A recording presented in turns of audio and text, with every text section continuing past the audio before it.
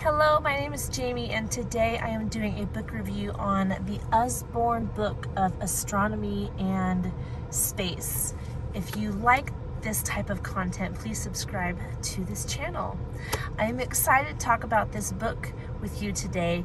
I went through it with my boys. This was our science book, and it was just a lot of fun. You can see the cover is very engaging. It's very exciting and beautiful. And it's just what it says it is, astronomy and space, not to be confused with astrology.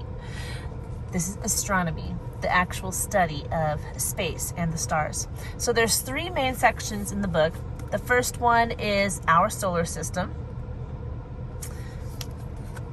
And every page has illustrations, every single page. It is a very engaging book. So it goes through all of the planets and the size of the planet, how far it is from the sun, its atmosphere, what we know about the planet, little neat facts about it, and the moon. When we talk about Earth, we gotta talk about the moon, of course. And it was all just very interesting. There's Neptune. Beautiful blue. After it talked about the planets, it went into the stars, how a star was born, how stars die. It has a page on famous astronomers. Look at these. Aren't those beautiful? Aren't those stunning? And then the last thing it talked about was constellations, which was a lot of fun. Our curriculum actually skipped over this whole part, which I thought was weird, maybe because it's the same. Like each page is quite similar.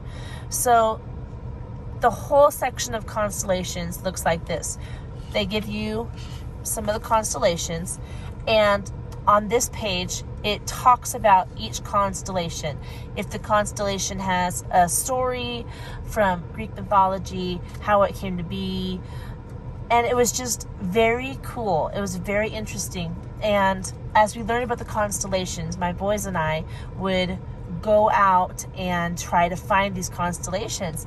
And it was really neat to find one and find others that were close to it, and to know the story behind those constellations, because many of them were named after Greek mythological heroes or gods and goddesses, and it tells a story through the constellations of these characters. So that was a lot of fun. But you can see, like, there's a bunch of pages that look very similar.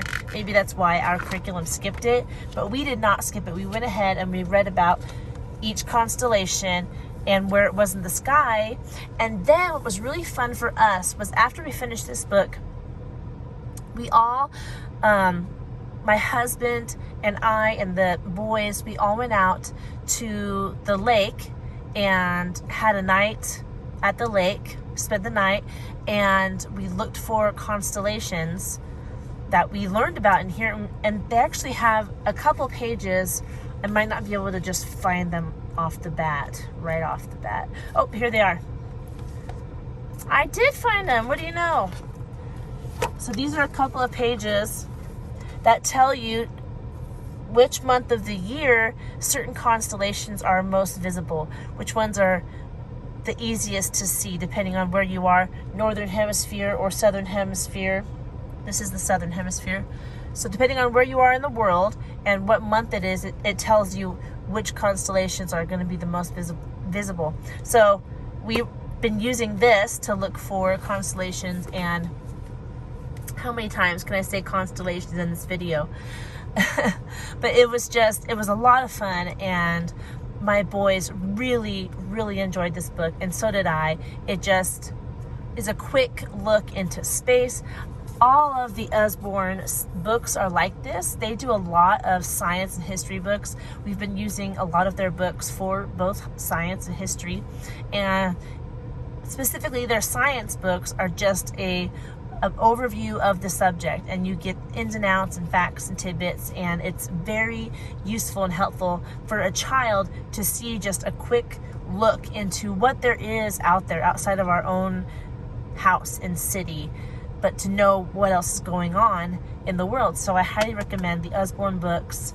So I hope you're doing well, and I will talk to you in our next video.